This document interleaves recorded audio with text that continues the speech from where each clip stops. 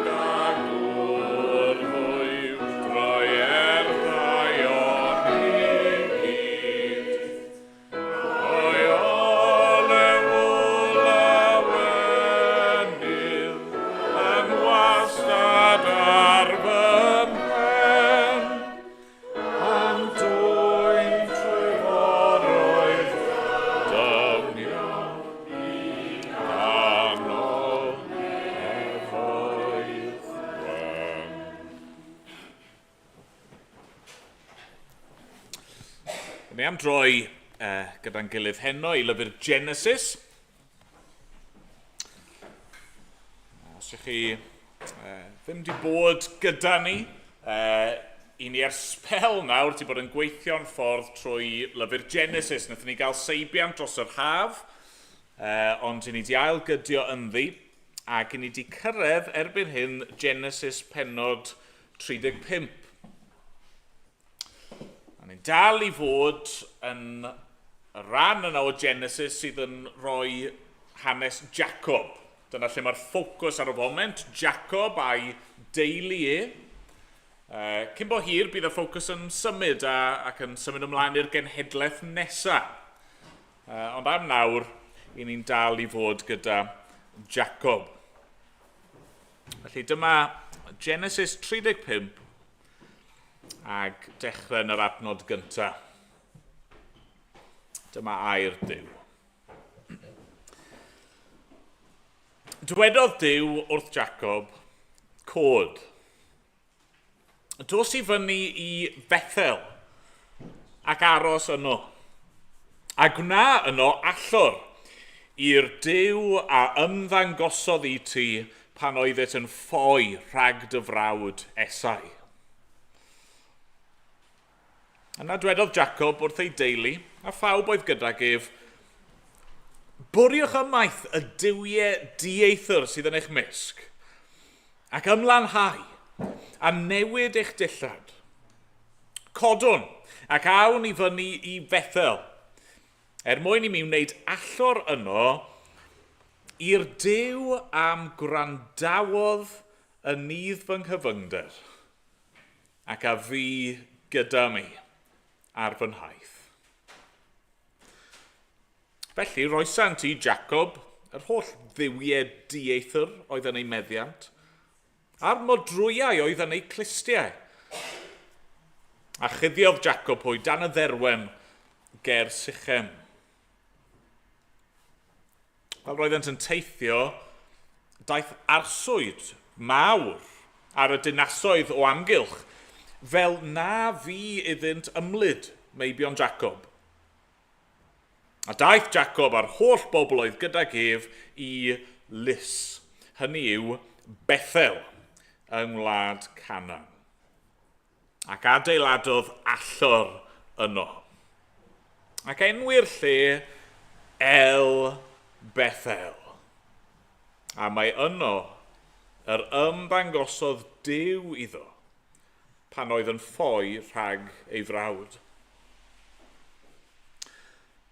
A bu farw Deborah, mamaeth Rebecca, a chladdwyd hi dan dderwen islaw Bethel. Ac enwyd honno Alon Bacwth. Ymddangosodd Duw eto i Jacob, ar ôl iddo ddod o Padan Aram a'i fendithio. Dywedodd Duw wrtho, Jacob yw dy enw, ond nid Jacob y gelwyr di o hyn allan, Israel fydd dy enw. Ac enwyd ef Israel. A dywedodd Duw wrtho, my fi yw Duw holl alluog. Bydd ffrwythlon ac amlhar.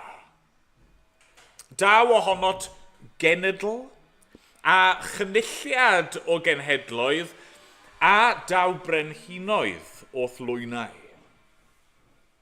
Rhof i ti o wlad a roddais i Abraham ac Isaac, a bydd o wlad i'th hil ar dy ôl. Yn aeth Duw i fyny o'r man lle bu'n llefaru wrtho.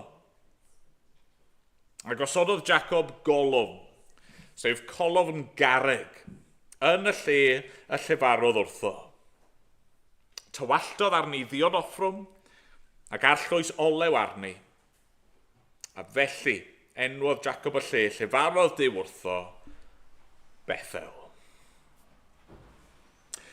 Yna eithant o Bethel.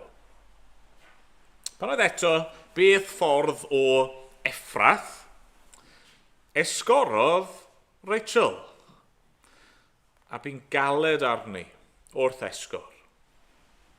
A phan oedd yn ei gwewyr, dywedodd y fidraig wrthi, paid ag ofni, oherwydd mab arall sydd gennyt. Ac fel roedd yn gwanychu wrth farw, rhoi sydd ar enw Ben-Oni. Ond galwodd ei dad ef Benjamin. Yna bu farw Rachel. A chladdwyd hi ar y ffordd i Effrath. A hynny yw Bethlehem. Ac osododd Jacob golofn ar ei bedd.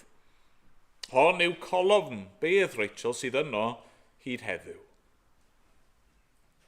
Teithiodd Israel yn ei flaen, a gosod ei babell y tu draw i Migdal Eder. Tra oedd Israel yn byw yn y wlad honno, aeth Reuben a gorwedd gyda Bilha, gwraig ordderch ei dad. A chlywodd Israel am hyn. Roedd 12 o feibion gan Jacob, meibion Lea, Reuben, cyntaf anedig Jacob, Simeon, Levi, Juda, Issachar a Sabulon. Meibion Rachel, Joseph a Benjamin. Meibion Bilha, morwyn Rachel, Dan a Naphtali. Meibion Silpa, morwyn Lea, Gad ac Aser. Dyma'r meibion a anwyd iddo yn Padan Aram. Daeth Jacob at ei dad, Isaac, i Mamre, neu Ciriath Arba, hynny yw Hebron, lle bu Abraham ac Isaac yn aros dros dro. 120 oedd oed Isaac, Yna anadlodd Isaac ei anadl olaf, a bu farw. A'i gasglu at ei bobl yn hen ac oedrannus. Claddwyd ef, gan ei feibion, Esau a Jacob. Amen. Amen. Diolch i Dduw am ei air i ni. Ni'n mynd i ganu o Grymal 2 nesaf. Grymal 2, rhif 87.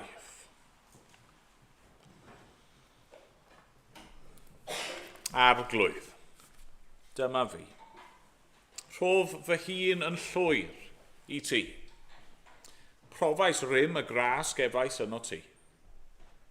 Ac arglwydd gwn yn wir, bydd pob un gwendid sy yno fi yn diflannu'n llwyr trwy dy gariad a thras. Ac ymlaen, yn ei sefyll i ganu dyn gilydd.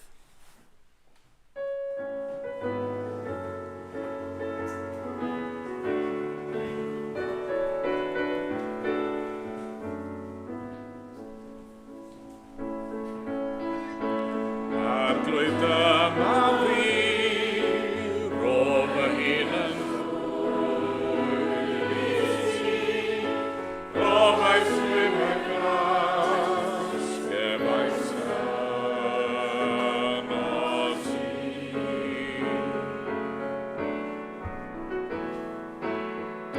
Ac arglwydd gwn yn wir, i bob un gwendid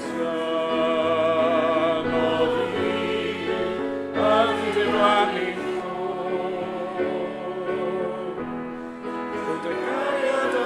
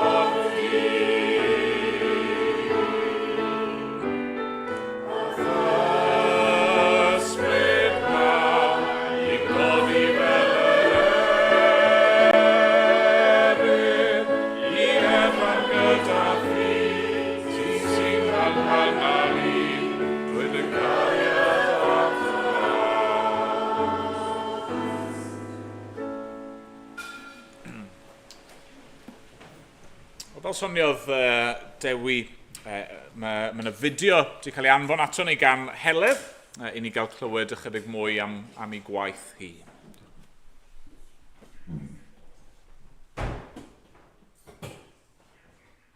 Helo bawb yn Eglwys Caerdydd.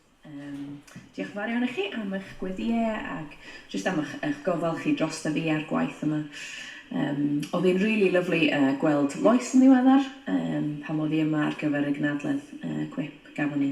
So os cydweithio rwan, oedd hi, just yn lyflu cael hi yma. Felly diolch yn fawr iawn am anfon hi draw. Ac dwi'n gwybod bod lot o'r myfyrwyr wedi rili gwerthfawrogi yr hyn nath hi rannu yn y gynadledd. A i fi'n bersonol, oedd e jyst yn lyflu cael hi yma. A bod yn gweld hi'n rhan o'r gwaith yma hefyd. So diolch yn fawr iawn am hynny. So oedd Emyr ti gofyn i fi jyst i rannu cwbl o bwyntiau gweddi, pethau gallech chi fod yn gweddio drostyn nhw.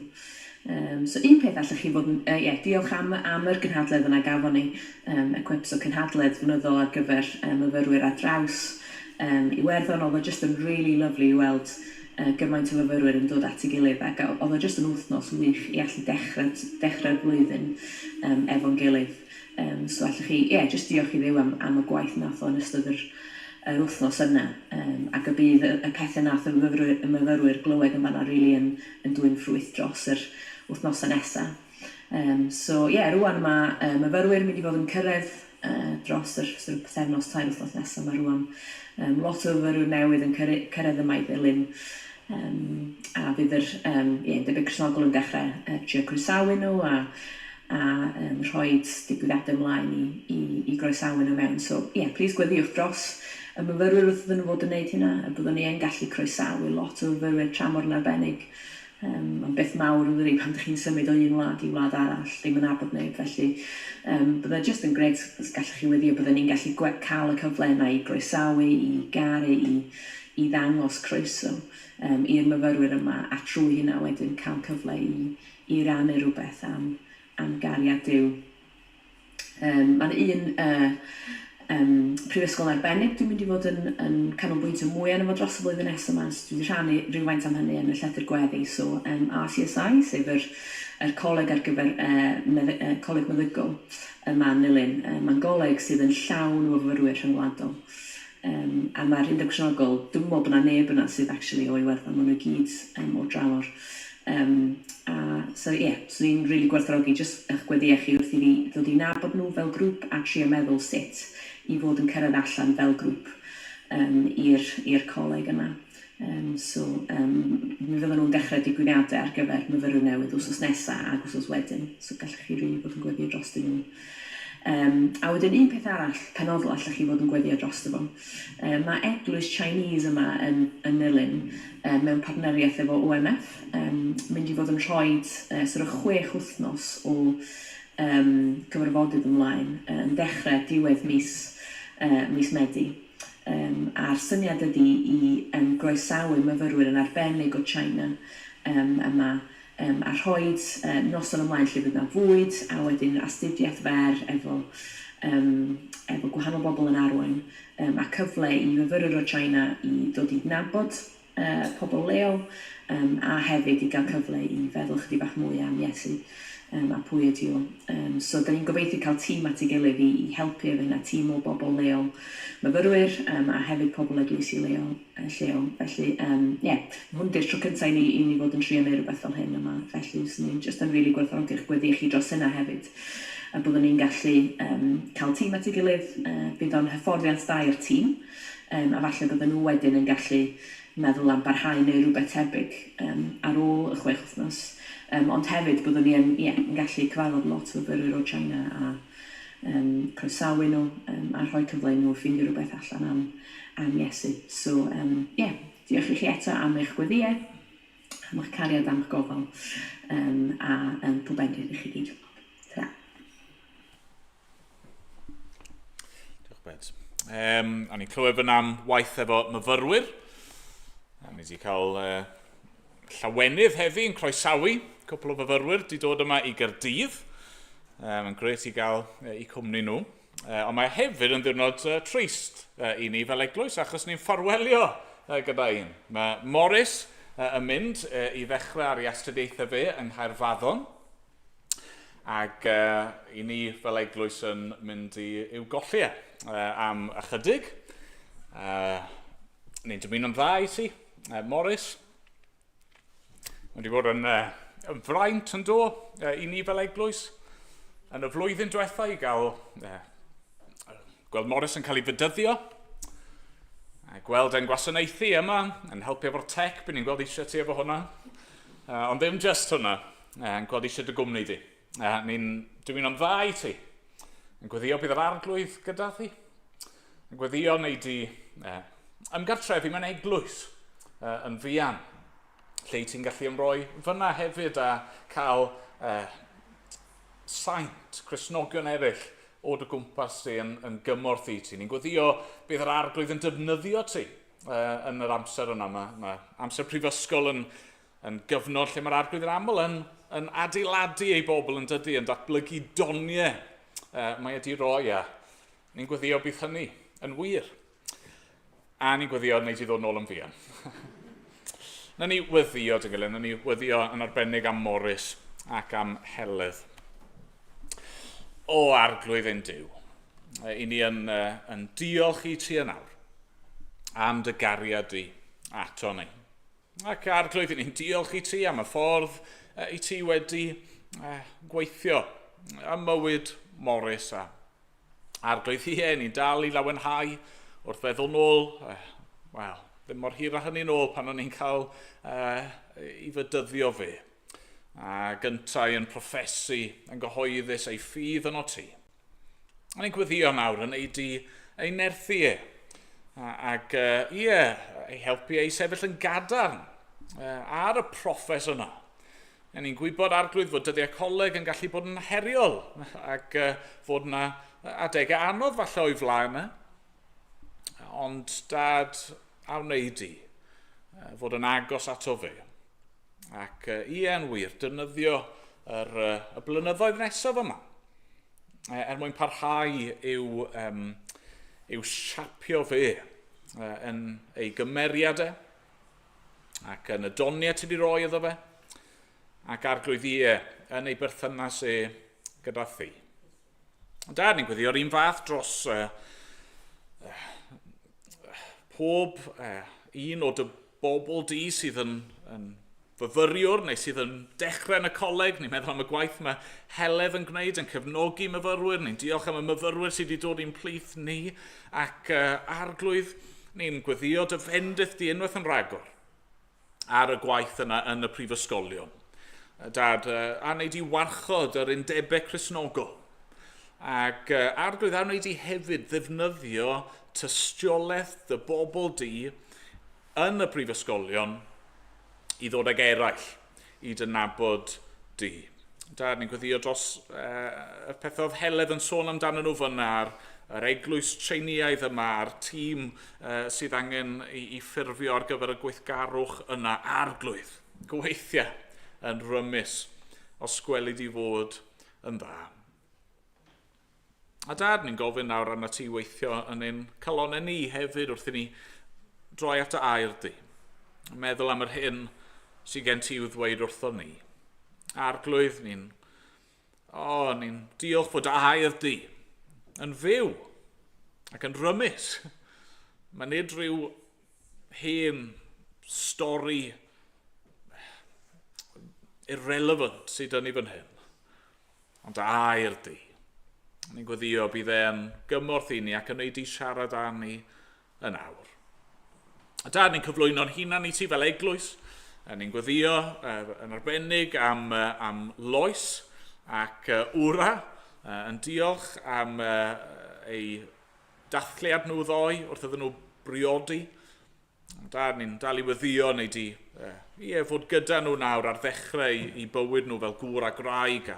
Arglwydd ni'n cyflwyno i teuluoedd nhw a'i ffrindiau nhw ac yn gofyn y bydd ei bywyd nhw a'i tystiolaeth nhw fel par priod.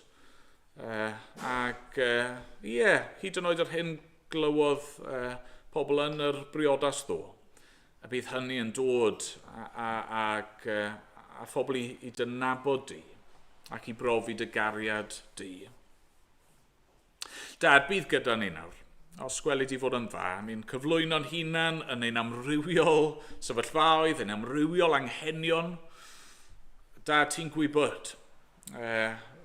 Ti'n gwybod lle mae hi arno gyda ni heno. A ni'n gofyn arno ti i ddod yn agos felly. Dad, clyw ein gweddi. A mae'n bod ni'n dod yn enw yr arglwydd Iesu Grist. Amen. Amen. A bydd ddylsyn ni di weid, mae'n arfer gyda ni fel eglwys i roi rodd i'r rhai sydd yn mynd off i'r coleg. Fe fydd hynny'n digwydd. Unwaith mae rhywun yn fwy trefnus ac yn sort o fe. Nes i ofyn i Morris wrth nos diwetha pa lyfr oedd y moyn, oedd ddim yn gallu rhoi ateb i fi. So, mae yna rodd ar y ffordd. A nawn ni ymlaen, nawn ni ganu 115 yng Ngrymal 2. 115. Pirang halon ni. Gad i'n fod fel aur ac arian gwerthfawr. Pirang halon ni. Gad i'n fod fel aur coeth. O, burwr dan, tyrd, gwna fi yn lan. Tyrd, gwna fi'n sanctaidd. Sanctaidd a ffyr i ti hwr. Dwi'n dewis bod yn sanctaidd. Wedi fy roi i ti fy meistr. Yn parod i fyddhau. Nawn ni sefyll i ganu.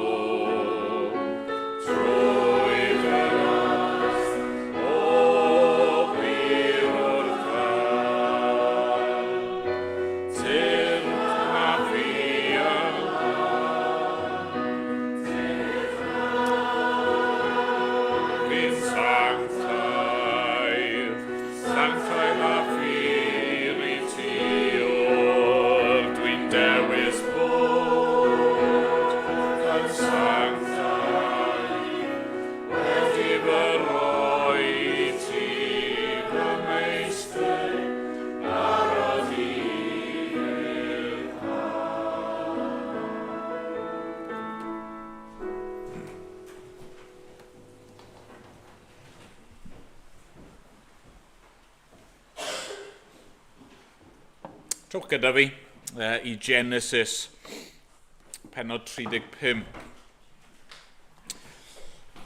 Lle ni'n gweld Jacob, neu Israel, Jacob a'i deulu ar daith unwaith yn rhagor. A ni wedi gweld o'r blaen, wedi defnyddio yr syniad yma o'r blaen, yn aml iawn yn yr ysgrythyr, yn sicr yn yr Hen Testament, fel fan hyn yn Genesis, pan mae pobl ar daith, fod yr hyn sy'n cael ei ddisgrifio yn hanesyddol, hynny, mae Jacob a'i deulu wir yn mynd ar siwrne, ar yr un pryd, mewn ffordd, mae beth sy'n digwydd yn rhyw fath o ddarlun hefyd yn dydy. Yn rhyw fath o bictiwr o daith bywyd. A felly yn y Testament Newydd, chi'n gweld y syniad yma, mae Pedr, enghraifft, yn sôn amdano ni, Cristnogion, fel dieithriaid. fel alltudion, fel rai sydd yn gwneud ein ffordd trwy'r byd yma, trwy'r bywyd yma, fel Abraham, fel Isaac, fel Jacob fan hyn, yn mynd trwy y lleoedd geirwan yma, ar ei ffordd i wlad yr addewid, yn dilyn yr arglwydd, weithiau'n crwydro, weithiau'n mynd ar goll, weithiau'n llithro, ond yn mynd ymlaen, cam wrth gam. Felly ydyn ni hefyd, maen nhw rhyw fath o batrwm yn cael ei roi i ni. Hynny wrth i ni edrych ar Jacob a'i deulu, a'r siwrne, maen nhw yn ei deithio, i ni'n gallu dysgu o'i profiadau nhw. Lle mae Jacob arni fan hyn?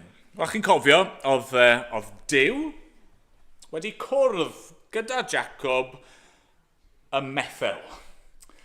Oedd Jacob yn ffoi oddi wrth esau ei frawd. A mae Duw yn cwrdd gyda fe. A mae Duw yn gwneud addewidion iddo fe'n dweud, byddai gyda thi. Byddai'n dod at thi yn ôl i fan hyn. A mae Jacob wedi bod felly am gyfnod yn Padan Aram. Mae wedi priodi, mae wedi cael y teulu yma. Ac yna mae Duw yn galw e'n ôl. A mae wedi bod yn teithio. Mae wedi cymodi efo'i frawd. Mae ar ei ffordd i Bethel ac yna glywon ni bod e'n stopio yn do, benod diwetha. Ac fel nes i awgrymu, falle oedd y stopio yna ddim yn syniad da. Ond nawr mae e nôl ar ei daith. A yna pam, falle oedd e'n drysu chi chydig bach, ond yn adnod 9, ni'n clywed ymddangosodd Duw eto i Jacob ar ôl iddo ddod o Padan Aram.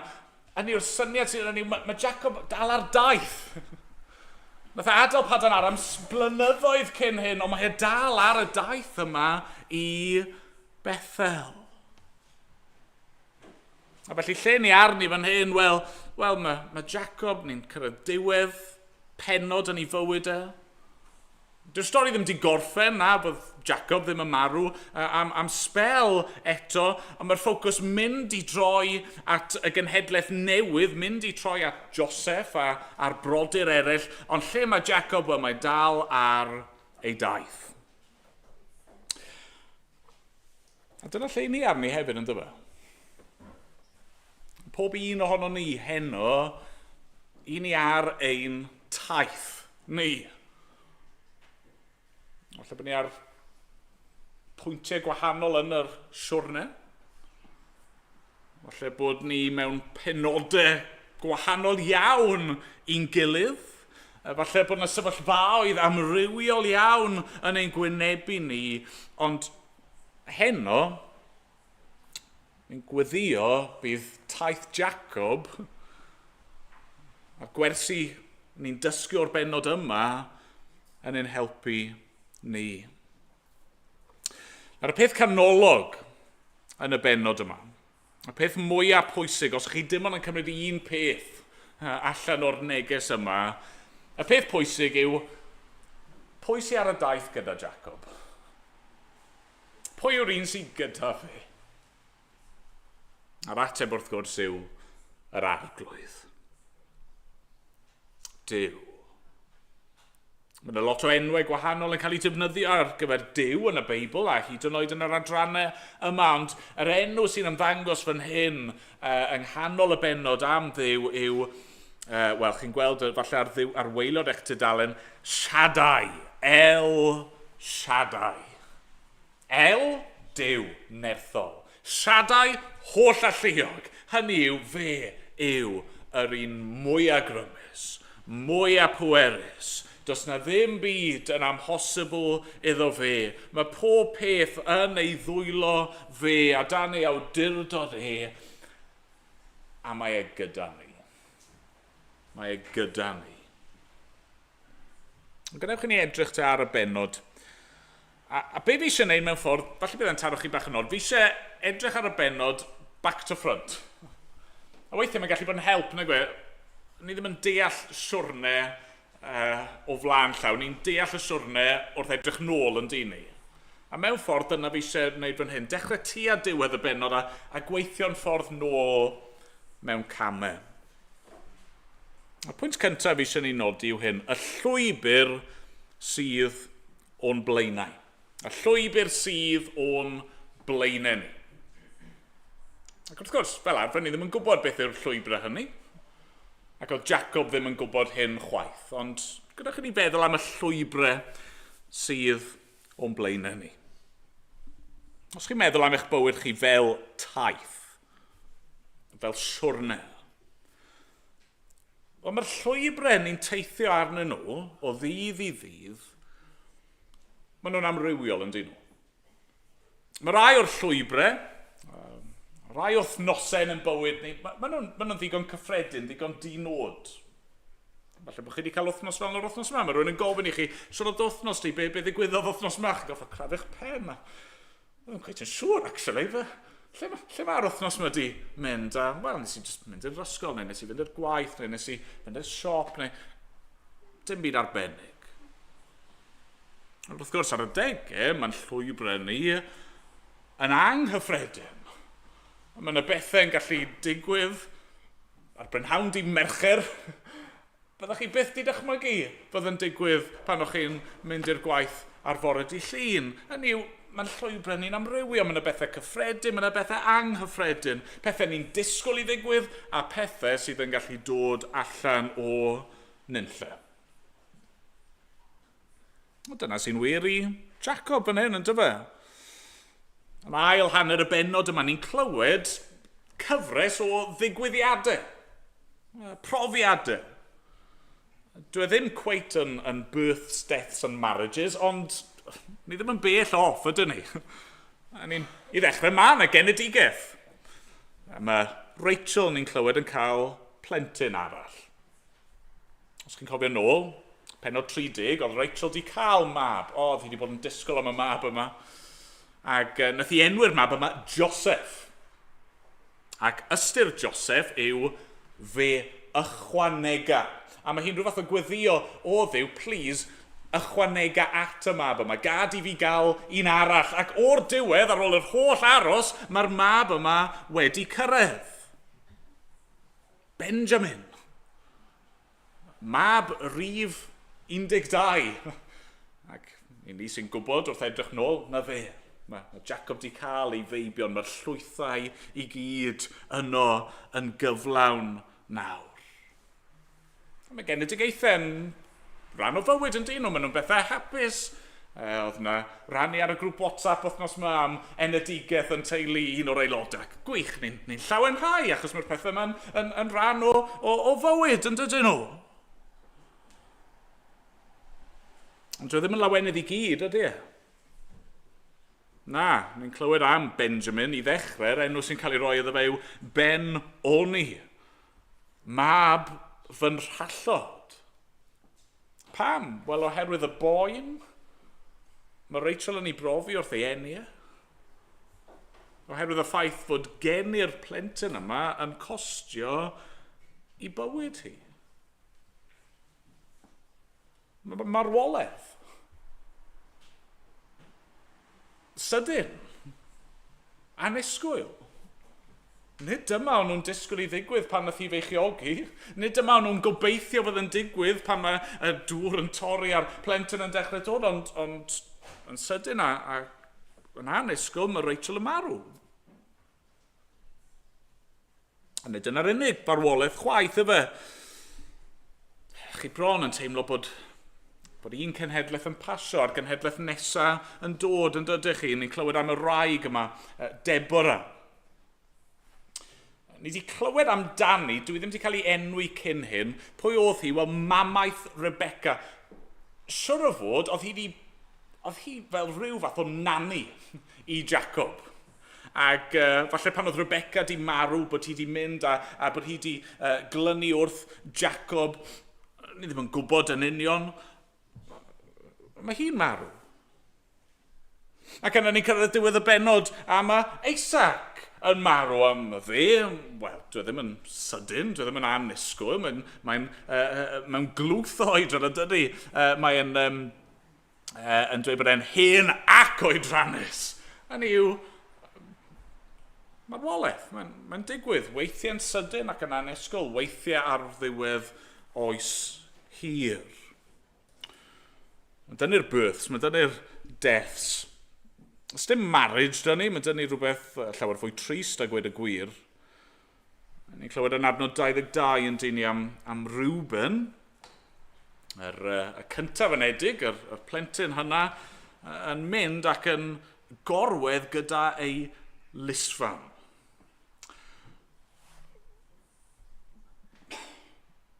Chi'n teimlo bron o bod allan yn nunlle fan hyn. Mae'r stori a fi, trist yma, yn codi ben, ond chwed y pwynt yw, nag yfe dyma sut mae bywyd. Mae dyn ni rhyw snapshot o fywyd y teulu, be ni weithiau'n galw'r troion yn yr yrfa, ac be sy'n gallu bod yn wir yn aml iawn yw bod nhw'n ddigon annisgwyl. Fi'n siŵr fod lot o'r pethau yma yn bethau chi'n gallu uniaethu gyda nhw. Mae mhob teulu. Os chi'n byw yn ddigon hir, byddwch chi yn gweld pobl yn cael ei geni, byddwch chi yn gweld pobl yn marw mewn pob math o sefyllfaoedd amrywiol, byddwch chi yn cael priodasau, fi'n siŵr, byddwch chi hefyd yn cael tor priodasau ac yn cael pob math o sefyllfaoedd poenus ag afiach. Mae eisiau ni ddeall hyn, ond oes? Fi wedi gweud sawl gwaith yn barod, mae'r gair mor onest yn dydy. Dyma yw'r llwybrau sydd o'n blaen ni. Dyma'r pethau sydd yn dod i bob teulu. Profiadau hapus a phrofiadau trist. Ond mae Salm 23 yn atgoffa ni yn dydy. Ar adegau mewn bywyd mae'r arglwydd yn arwain ni i orwedd mewn porfeydd breision. Gorwedd lawr yn y gwallt hyfryd. Mae'n arwain ni wrth y dyfroedd tawel. Weithiau, mae'r un arglwydd yn arwain ni trwy ddyffryn tywyll di, trwy glyn, cysgod, angau. Yr tybed lle i chi arni, heno. Lle i chi ar eich taith chi? Pa bethau sydd wedi digwydd dros yr blynyddoedd diwetha, yr misoedd diwetha, falle hyd yn oed yr dyddiau diwetha, a chi wedi meddwl eich hunan, wel, Mae'n disgwyl hwnna. Pan mae'r hyn wedi digwydd, siwr ni wedi cyrraedd y fan yma. Ni ddim yn meddwl byddwn ni yn gorfod gwynebu hyn. Be fi'n mynd i wneud nawr? Lle fi'n mynd i fynd nawr?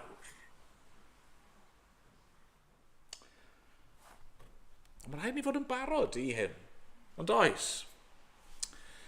Eto fi wedi gweud hyn droion, ond fi'n casau y celwydd yna sy'n cael ei ddysgu gan rai fod y bywyd Cristnogol yn mynd i fod yn hollol rwydd a di-drafferth.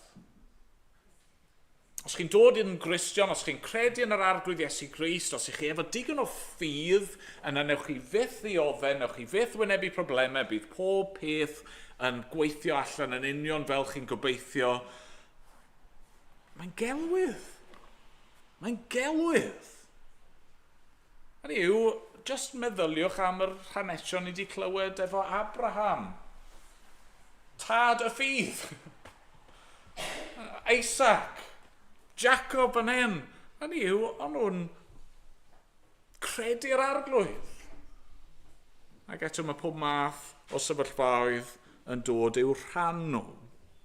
Mae eisiau ni fod yn barod ar gyfer hynny. Os yw sefyllfa trist yn dod, os oes rhyw tragedy yn ein gwynebu ni, dwi ddim achos bod yr arglwydd wedi methu, neu bod yr arglwydd wedi drysu, neu bod yr arglwydd wedi anghofio amdano ni. Dwi ddim o anghenroedd achos bod ni ddim yn Gristion, neu ddim efo ffydd. Na. Na, dyma'r llwybrau sydd o'n blaen ni fel pobl. meddyliwch am y llwybr a gerddodd yr arglwydd Iesu Grist. Y llwybr yna nath i arwain i'r groes.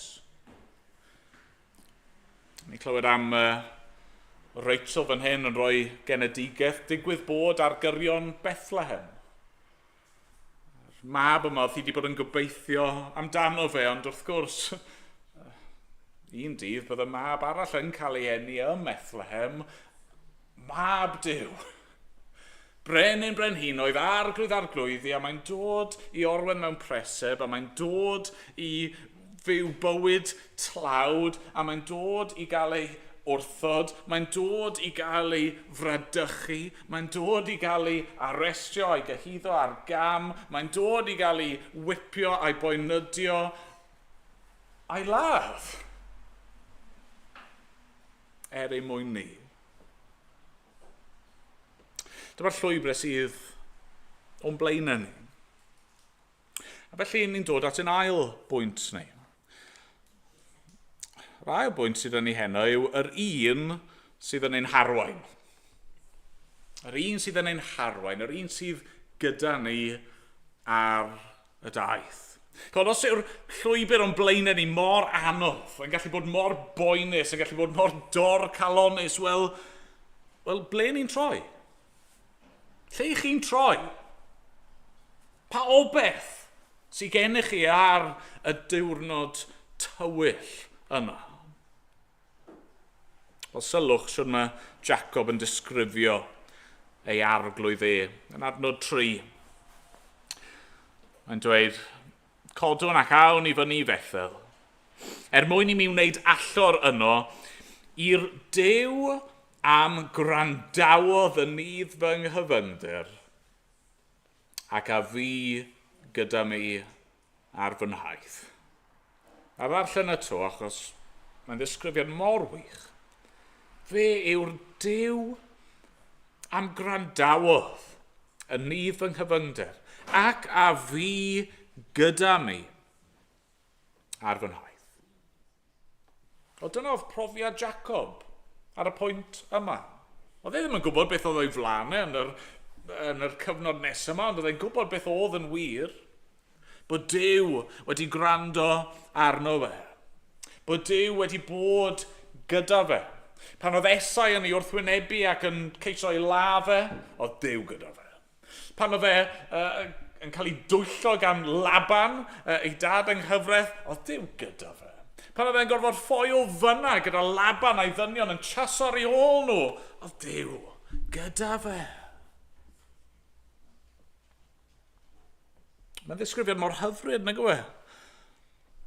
Y Duw yma, sy'n nes ymlaen yn datguddio ei hun i Jacob fel El Shaddai, yr Duw nerthol a holl alluog, yr un sydd wedi creu'r bydysawd gyda nerth ei air.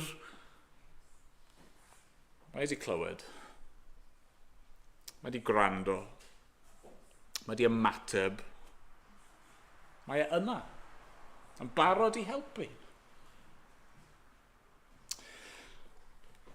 Os chi'n gyrru car, mae'n syniad dda i gael aelodaeth o rhyw fath o recovery company. Chymod, AA, yr RAC, Green Flag, pwy bynnag.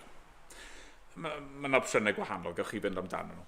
Ac pan ych chi'n prynu yr siwriant yma mewn ffordd, mae'n opsiynau gwahanol, nag oes chi naill yn gallu mynd am yr un rata, lle na nhw ddod ato chi, chi'n ffonio nhw os chi'n stuck, na nhw ddod ato chi, edrych ar yr engine am eiliad o'n yn gweud, o na, sori, styf fi gallu neud, na ni just mynd â chi i garage lleol. O, gret, mae hwnna'n help mawr os ych chi yng nghanol nynlle. Neu chi'n gallu talu chydig bach fwy, a mae hwnna'n well, achos maen nhw'n dod a maen nhw yn trio trwsio'r car, os maen nhw'n methu trwsio'r car, na nhw fynd â chi nôl adre, mae hynny'n fwy o help. Ond os chi'n barod i dalu, mynd am yr ultimate package, na nhw ddod ato chi, na nhw drial trwsio'r car, os nhw'n methu trwsio'r car, na nhw fynd â chi ymlaen i le bynnag o chi'n mynd iddo fe. Na nhw fynd â chi i ddiwedd y daith a nhw sorto'r car mas i chi ar ôl cyrraedd. Nawr, dyna beth i chi moyn yn dyfa. Falle bod ni fel arfer yn optio am y pacyn rata, ond dyna byddwch chi'n hoffi cael yn dyfa. A dyma mae'r arglwydd wedi wneud i Jacob. Y Duw am gwrandawodd y nydd fy nghyfyngder. Mae di ateb y ffôn. Mae di ymateb. Mae di dod. Ac a fi gyda mi ar fy nhaith. Dwi ddim jyst i troi lan a gweud, sori, mae hwn tu hwnt i fi. Dwi ddim jyst i dod a di gweud, fi'n holl alluog, ond you're on your own. Na.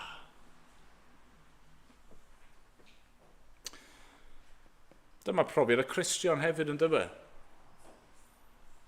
Os chi'n Gristion heno, dyma sydd wedi digwydd yn eich bywyd chi ar ryw bwynt. Chi wedi galw allan. Chi wedi gweld eich anobaith, chi wedi gweld eich pechod, chi wedi gweld eich angen, a chi wedi galw allan ar yr arglwydd. A mae wedi ymateb. Mae wedi eich clywed chi. Mae wedi gwrando. A mae wedi dod ato chi. A mae wedi rhoi ei ysbryd i chi. Ac wedi dod i fyw yn eich calon chi. A dwi ddim jyst i wneud y gwaith yna, di roi maddeiant i chi a wedyn na fe, mlaen at ti ar dy ben dy hun, na. Mae ti'n gwrando arno ni yn ein cyfyngder ni, ac mae wedi addo i aros gyda ni hyd pen y daith. Ac unwaith eto, yn y gwen rhyfeddol i feddwl, sut mae wedi wneud hyn i ni? Be nath e gostio? Mwyn iddo fe clywed ein cri ni a'n hachub ni a bod gyda ni. Be nath e gostio? Wel, nath e gostio yr arglwydd Iesu yn do. Oedd e'n fodlon dod, oedd e'n barod i hongian ar y groes yna yng ngres y dydd ac i alw allan fy niw paham yn gadewais. Mae'n dewis hynny. Chi'n cofio, mae'n dweud wrth y disgyblion, nag ych chi'n meddwl, pe bawn ni'n yn galw ar yn had i anfon angylion, yr byddin yma angylion i'n hachub i, bydde fe'n ei anfon nhw'n syth, bydde fe'n ei gallu galw mas. Bydde fe'n ei gallu dod oddi ar y groes ac achub ei hun, ond dwi ddim. Mae e'n dewis peidio cael ei achub. Mae'n dewis roi ei fywyd. Mae'n dewis gwynebu cyfyngder a cael ei adael ar y groes. Ei mwyn ni.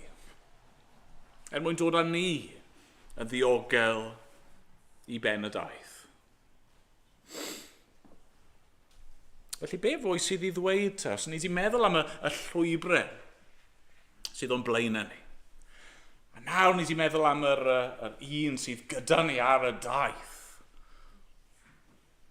Beth fwy sydd i ddweud?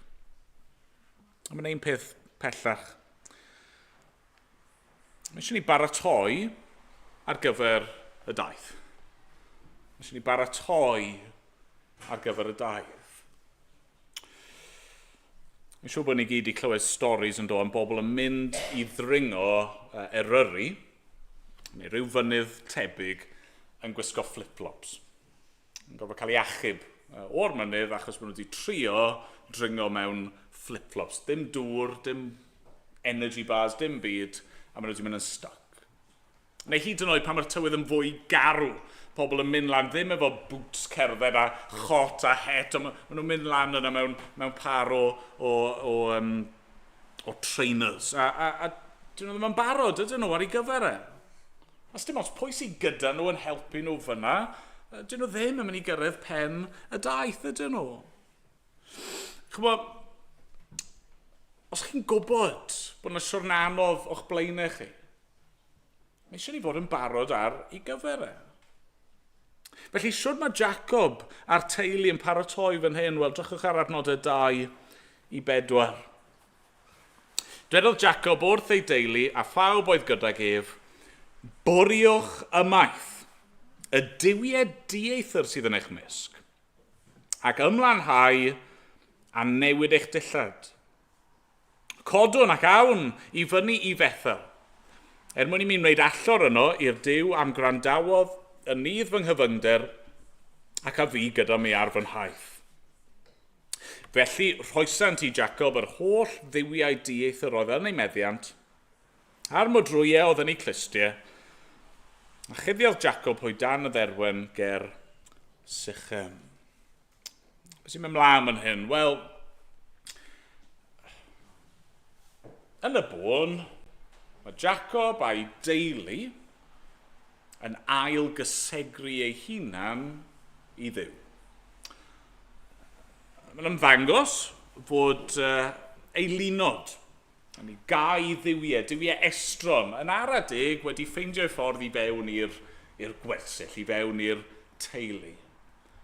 Yn ara deg, falle bod nhw wedi cael ei denu ar ôl y diwiodd yn cael ei addoli gan bobl eraill. Ni ddim eisiau gadael Duw ein tadau, ni ddim eisiau gadael El Shaddai, ond ni gael bach o hwn a bach o'r llall hefyd. A'r awgrym hefyd yw bod nhw'n gwisgo rhyw gemwaith yn eu clustiau, oedd bron a bod rhyw fath o lucky charms mwyn i helpu nhw mewn bywyd. O'n nhw'n dibynnu ar y pethau yma, ar ei lunod yma, ac pethau nhw'n gwisgo fel rhyw fath o talisman i'w helpu nhw i wynebu y dyfodol. Mae Jacob yn dweud, na, stop. Stop. Mae eisiau ni gael gwared ar y pethau yma.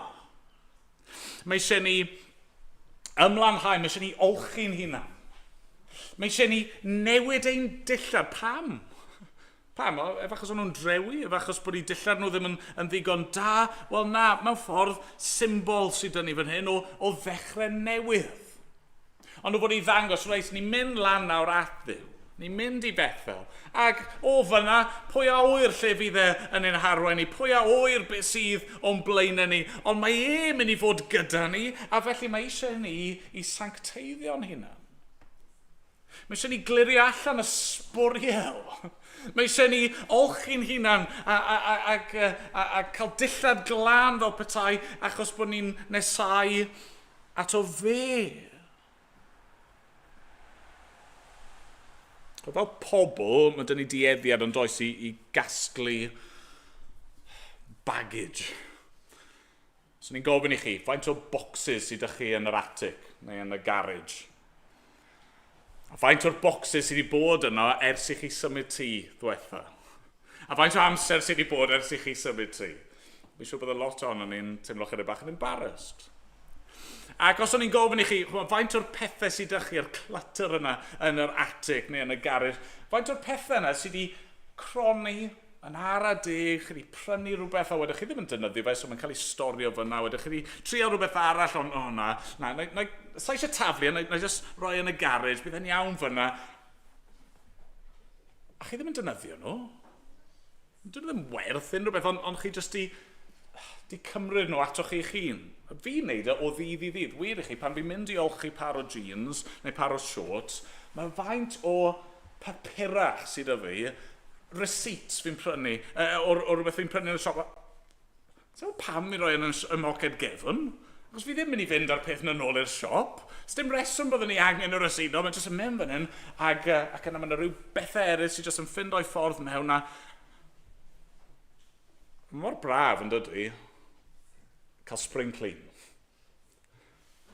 Mae'n rhywbeth rydyn braf am gwagio'r pacedi yma, neu gwagio'ch wallet chi o'r loyalty cards yma sydd wedi adael, a chi ddim yn ei llenwi nhw. Maen nhw jyst yn cymryd lan gofod, a jyst yn y bin. Dyna mae Jacob a'r teulu'n gwneud yn ysbrydol fan hyn. Maen nhw'n dweud, reit, hold on, mae eisiau ni gymryd stoc, a mae eisiau ni gweld gwared ar y sbwriel. Y pethau bach yna sydd wedi dod i fewn weithiau'n fwriadol, weithiau'n anfwriadol, weithiau jyst trwy esgeilistod, ond dyn nhw ddim yn dda i ni, dyn nhw ddim yn helpu ni yn ein cerddediad, dyn nhw ddim yn deilwng o'r arglwydd, a felly ni'n mynd i daflu nhw mas.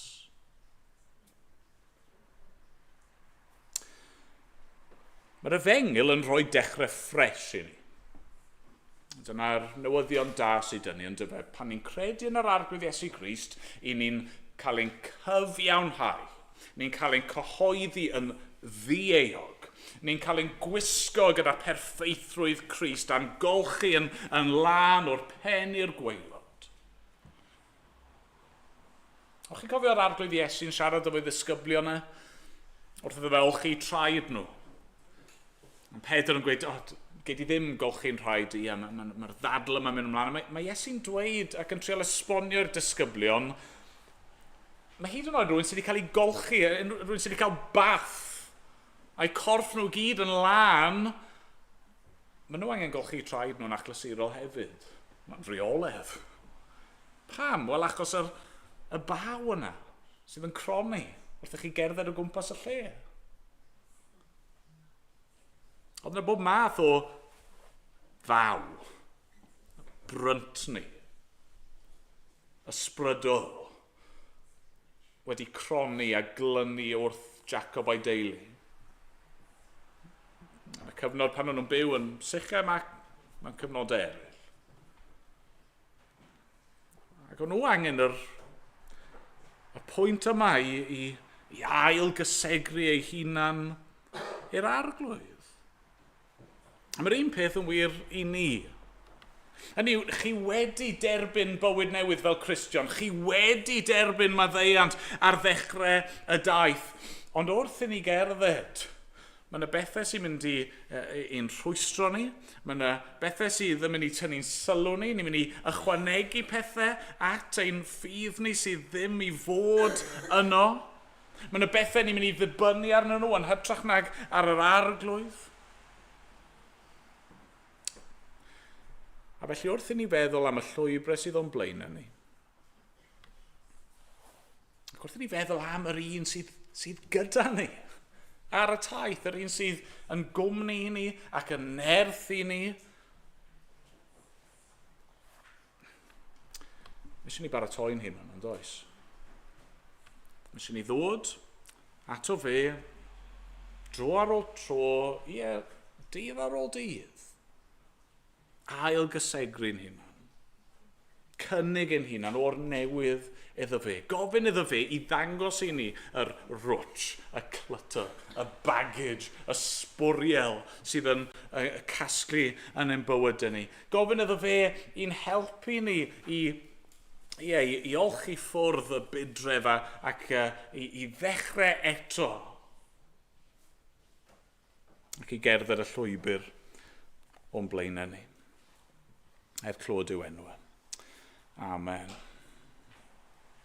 Amen.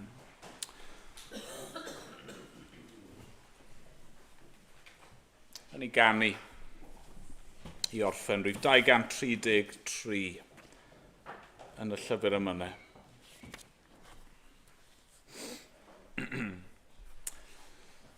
Y bugail, mwyn, o'r nef a ddaeth i lawr. I geisio ei braidd trwy'r erchyll anial mawr. Ei fywyd roes yn aberth yn ei lle.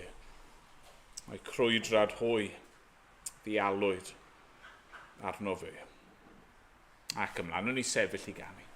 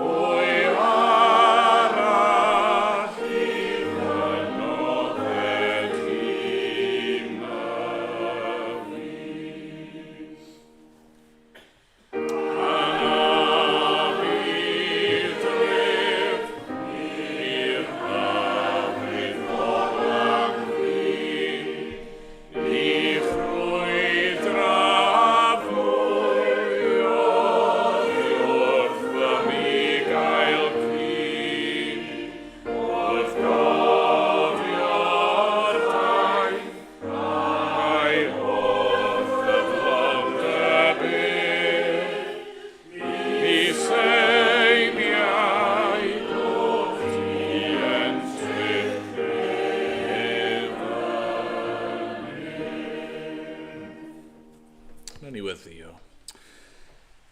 Ie, arglwydd pwy arall bydd yn nofed i my fi. Does na neb arall all ein helpu ni.